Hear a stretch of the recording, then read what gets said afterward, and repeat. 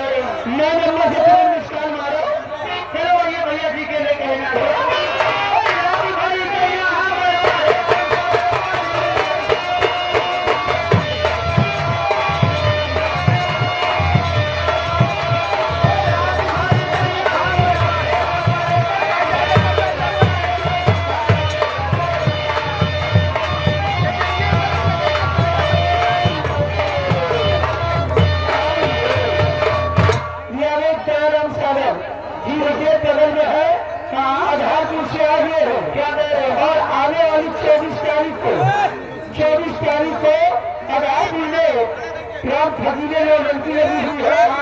आप लोग वहां भी जाइएगा। 21 रुपए का पुरस्कार पार्टी से। धन्यवाद।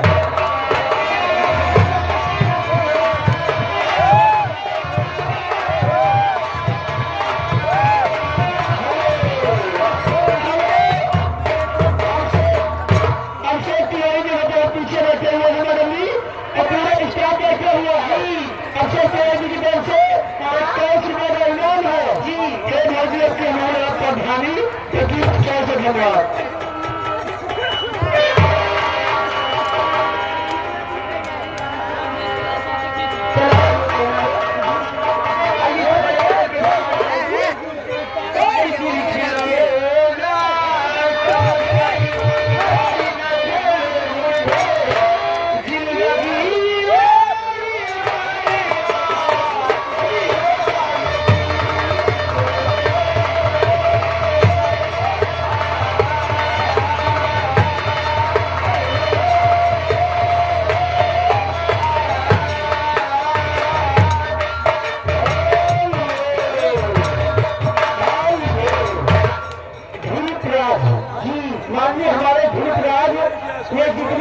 टेंट हाउस लगा हुआ है, माननीय हमारे ध्रुव राज का है।